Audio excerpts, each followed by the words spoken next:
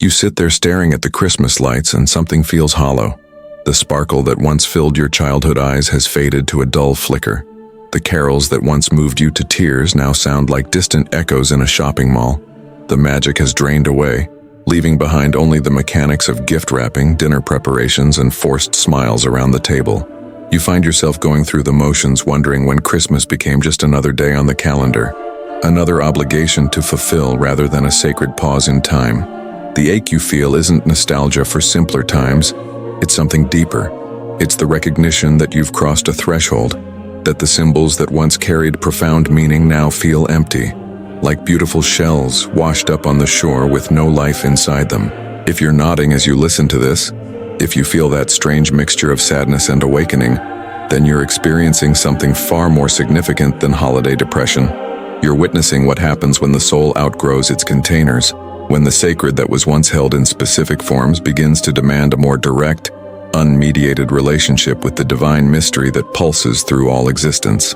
This transformation, this apparent loss of Christmas magic, is actually a profound spiritual awakening that the great scholar Mircea Eliade would have recognized immediately. When we can no longer find the sacred in the prescribed rituals and symbols of our culture, it doesn't mean we've lost our spiritual connection. It means we're being called to discover what Eliade termed the difference between living in sacred time and being trapped in profane time. Christmas, in its truest essence, was never about the specific date on December 25th. It was about the eternal return to the moment when the divine breaks through into human consciousness, when the infinite touches the finite, when heaven opens itself to earth. But here's what most people don't understand, and what Eliade spent his life illuminating. The Christmas story isn't just a historical event that happened 2,000 years ago.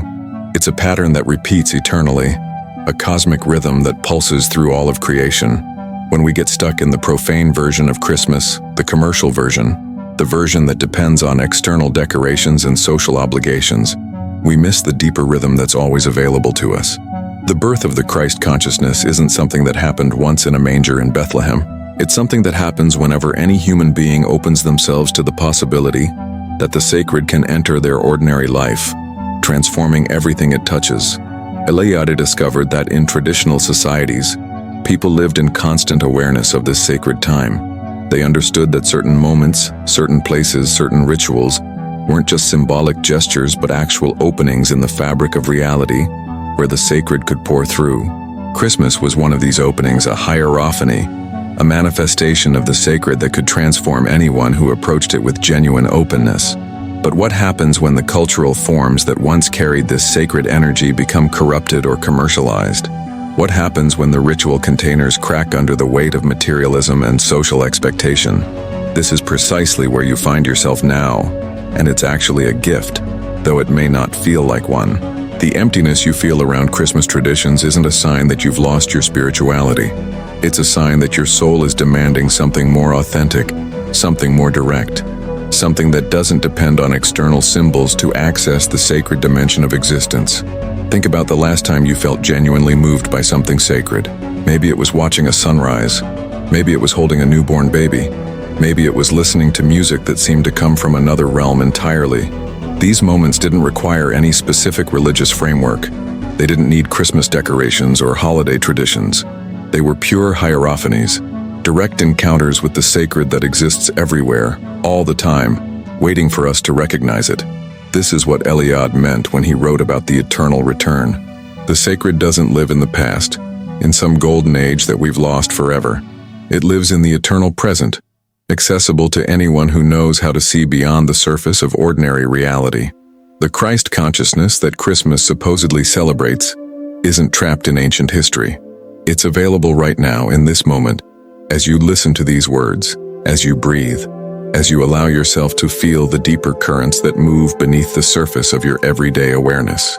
You know what touches me most when I read your messages? It's realizing that we're not alone in this search. If you're listening to me now and feel that emptiness, that sensation that something important is missing in your life, I want you to know that I understand exactly what you're going through. There were moments when I also felt completely disconnected from the sacred, lost in the midst of a routine that seemed to suck all the magic out of existence. That's why I want to ask you a very direct question. What was the last moment you felt there was something greater than yourself present in your life? It could have been contemplating a sunset, listening to music, or simply in an instant of silence. If you feel comfortable, write in the comments, "I miss the sacred in my daily life," and briefly tell when that last moment was. Your story might be exactly what someone needs to read today to feel less alone in this journey. And I promise I'll read each comment with the care it deserves. The death of Christmas magic in your life is actually a spiritual initiation. In traditional cultures that Eliade studied, initiation always involved a kind of death and rebirth. The old self, the self that could be satisfied with external forms and social conventions, has to die so that a new self can be born, a self that can recognize the sacred in its naked essence, without needing any particular cultural clothing. This is why the process feels so disorienting, so lonely, so full of grief. You're mourning the loss of innocence, but you're also being prepared for something far more powerful, a direct relationship with the sacred that doesn't depend on anyone else's permission or understanding. The Christ consciousness that Christmas points toward isn't something you need to believe in or worship from a distance. It's something you can embody, something you can become, something you can live from moment to moment. When Eliade studied the cosmogonic myths of different cultures, he found the same pattern repeating over and over again. In the beginning was chaos, formlessness, darkness. Then the divine creative force enters, bringing order, meaning, light. This isn't just a story about how the world was created. It's a template for how consciousness evolves, how souls awaken, how ordinary human beings transform into something sacred. Your current Christmas disillusionment is the chaos phase. The old forms have broken down, the old meanings have dissolved, and you're left in what feels like spiritual emptiness. But this isn't really emptiness. It's creative potential. It's the void from which new forms of sacred awareness can emerge. The key is to not try to go backward, to not try to force yourself to feel the old Christmas magic again.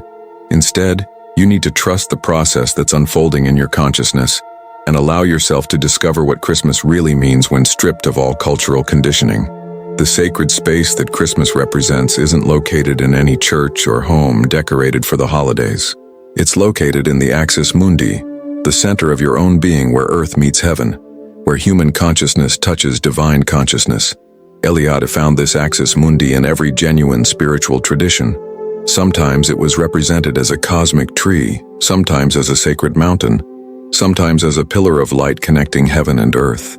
But always, it pointed to the same reality, the place within human consciousness where transformation becomes possible, where the ordinary self can be transcended and the divine self can be born. This is what the Christmas story is really about. Not the birth of one special child 2,000 years ago, but the eternal possibility of divine birth within any human consciousness that's prepared to receive it. Here's what the mystics and shamans that Eliade studied understood that we've forgotten. The sacred isn't something you have to travel to find. It isn't something you have to earn through good behavior or proper beliefs. It isn't something that only happens during special seasons or in special places. The sacred is the very ground of your being, the deepest nature of reality itself, always present, always available, always ready to reveal itself to anyone who can stop looking for it in the wrong places. When Christmas loses its magic for you, it's because you're being called to discover the magic that doesn't depend on Christmas, the sacredness that doesn't depend on any external symbol or seasonal celebration. This is a graduation, not a failure. This is evolution, not loss. If you take a step back and look at your life right now, you might notice that this Christmas disillusionment isn't an isolated event. It's part of a larger pattern of outgrowing things that used to satisfy you. Maybe career achievements don't give you the same rush they once did. Maybe relationships that used to be fulfilling now feel shallow. Maybe activities that used to distract you from deeper questions no longer have the power to keep your attention away from the fundamental mysteries of existence. This isn't depression, though it can sometimes look like it from the outside. This is what spiritual awakening actually looks like in practice. It's messy, it's disorienting, it's often accompanied by a profound sense of not belonging to the world you once felt at home in. But it's also the beginning of a much more authentic relationship with the sacred dimension of life. The eternal return that Eliade wrote about so extensively isn't about going back to some mythical golden age in the past. It's about discovering that the sacred time which gave birth to all spiritual traditions is still happening now, is always happening, is the eternal present moment in which divine creativity is forever bringing new forms of consciousness into being. Christmas, at its deepest level, celebrates this eternal creativity, this endless possibility for transformation, this constant availability of grace that doesn't depend on any particular religious framework or cultural tradition. When you can no longer find this sacred creativity in the conventional Christmas celebration, it's because you're being prepared to find it everywhere else, in every moment, in every breath, in every encounter with the mystery that is existence itself. This is where the rubber meets the road in spiritual development. It's one thing to feel connected to the sacred when you're in a beautiful cathedral or surrounded by Christmas music and candlelight. It's another thing entirely to maintain that connection when you're stuck in traffic, dealing with difficult people, or facing the ordinary challenges that make up most of human life. But this is exactly what the mature spiritual path demands. Not the ability to feel spiritual during special occasions, but the ability to recognize the sacred in whatever is actually happening, regardless of whether it matches your preferences or expectations. The Christ consciousness isn't something that descends from heaven once a year. It's something that's always present, always available, always ready to transform any situation from within if you know how to access it. The traditional Christmas story tells us that the divine chose to be born in the humblest circumstances possible, in a stable, surrounded by animals, with no fanfare or recognition from the established religious authorities. This isn't just historical detail, it's spiritual instruction. The sacred doesn't announce itself with trumpets and fireworks. It appears quietly in the most ordinary circumstances, to people who aren't looking for anything extraordinary. It reveals itself not to those who are trying to be spiritual, but to those who are simply open to what is, regardless of whether it matches their ideas about what spirituality should look like. Your current disillusionment with Christmas traditions might be preparing you for exactly this kind of humble, ordinary, unadorned encounter with the sacred. Like this content if it's resonating with something deep inside you, if you recognize yourself in this spiritual transition I'm describing. Your engagement helps me know that these ideas are landing where they need to land, in the hearts and minds of people who are ready to move beyond surface spirituality into something more real, more transformative, more authentically connected to the sacred source that gives life meaning and purpose. What Eliade discovered in his study of religious experience across cultures is that there are two fundamental ways of being in the world. There's what he called profane consciousness, which experiences life as a collection of separate events, disconnected from any deeper meaning or sacred purpose. And there's what he called religious consciousness, which recognizes that every moment, every encounter, every experience is potentially a doorway into direct contact with the sacred. The person living in profane consciousness might enjoy Christmas as a pleasant break from routine, but they won't be fundamentally transformed by it. The person living in religious consciousness doesn't need Christmas to access the sacred, but they can use Christmas, like any other experience, as an opportunity for deeper awakening. The transition from profane to religious consciousness isn't something that happens overnight, and it's not something that happens once and then remains stable forever. It's an ongoing process, a continuous choice to see beyond the surface of things, to remain open to the possibility that this moment, right now, contains everything you've been seeking in all the wrong places. When Christmas stops working as a reliable source of spiritual feeling, you're being invited to develop a more mature relationship with the sacred, one that doesn't depend on external conditions, but arises from an internal transformation in how you perceive and relate to reality itself. Think about the wise men in the Christmas story, traveling great distances to honor the birth of sacred consciousness. They didn't arrive at their destination and then stop traveling. The encounter with the divine child sent them back into the world, but they returned by a different route. They couldn't go back to their old way of seeing, their old way of being. The sacred encounter had changed them permanently, not by giving them new beliefs to carry around, but by opening them to a new quality of awareness that would transform everything they encountered from that point forward. This is what's happening to you as Christmas loses its conventional magic. You're being prepared for the kind of spiritual journey that doesn't end with a peak experience, but begins with the recognition that every moment is an opportunity for sacred encounter. The nostalgia for lost paradise that Eliade identified as a fundamental human pattern isn't really about wanting to return to childhood or to some idealized past. It's about recognizing that we carry within ourselves the memory of a state of consciousness in which everything was meaningful, everything was connected, everything was alive with sacred presence. Christmas temporarily restores this consciousness for many people, but it's a borrowed restoration, dependent on external props and social agreements. The deeper Christmas awakening happens when you realize that the paradise you're nostalgic for isn't located in the past or in any particular place. It's a quality of consciousness that's available right now, in whatever circumstances you find yourself, if you can learn to see with the eyes of the sacred, rather than the eyes of the profane. This is why the spiritual path is often described as a return journey, not because you're going back to where you started, but because you're discovering that what you were seeking in distant places was always present at the very center of your being. The axis mundi, the cosmic axis that connects Earth to heaven, isn't a metaphor for something else. It's a description of the actual structure of consciousness when it's aligned with its sacred source. Christmas celebrates the moment when this alignment becomes possible for humanity, but it's not limited to that historical moment or to that particular cultural expression.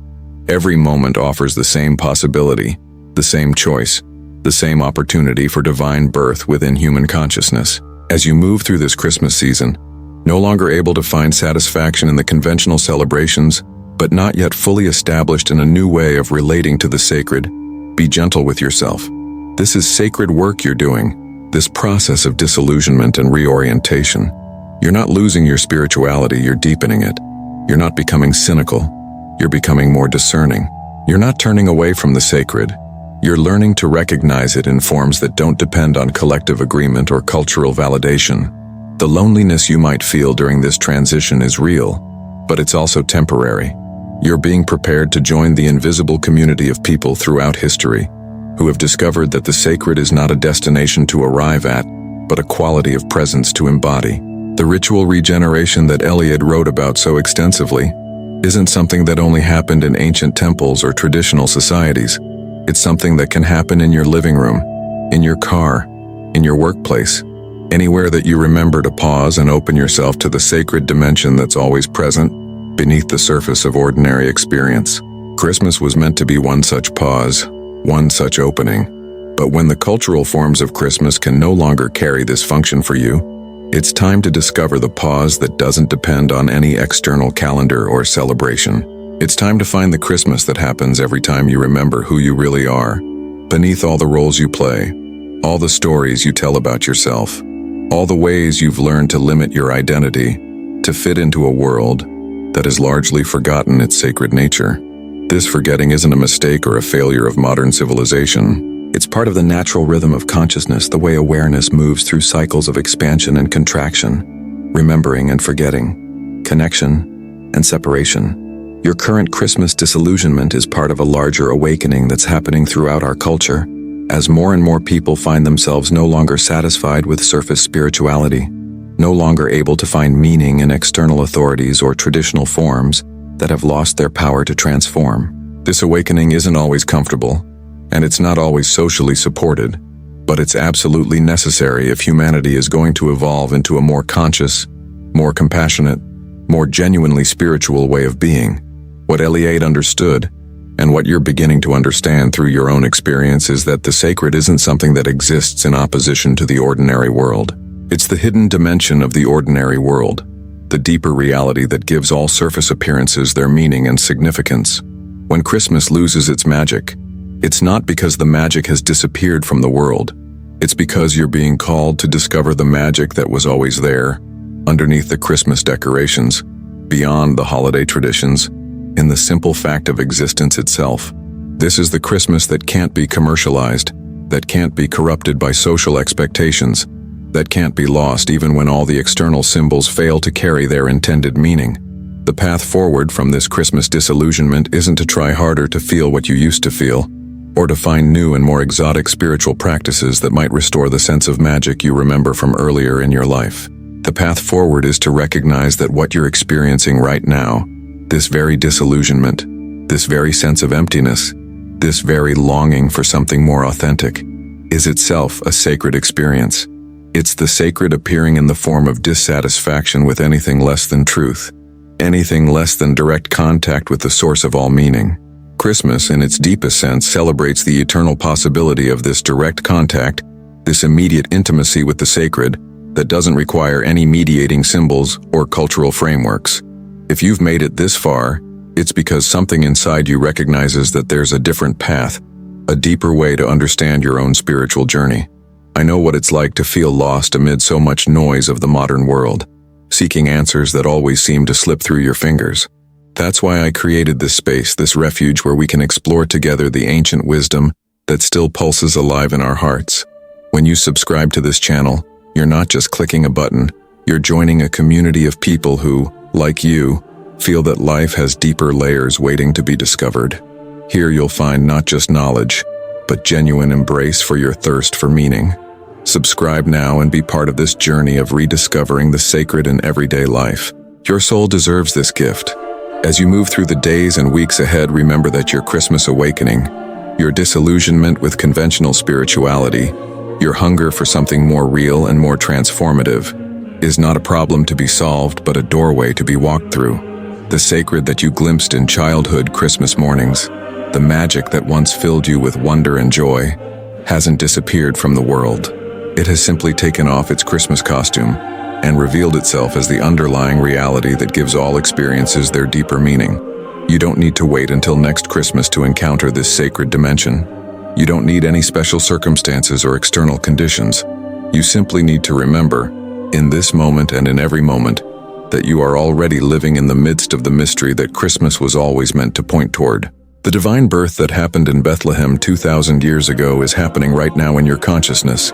Every time you choose to see with the eyes of love rather than the eyes of fear, every time you recognize the sacred disguised as the ordinary, every time you open your heart to the possibility that this moment, exactly as it is, contains everything you've ever been seeking.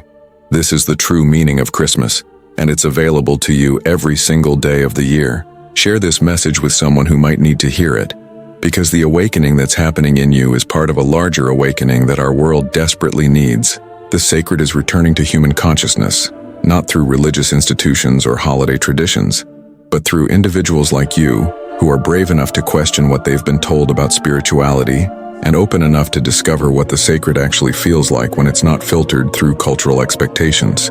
Your Christmas disillusionment is actually a Christmas gift, an invitation to discover the sacred that can never be lost, because it was never separate from who you are in the first place.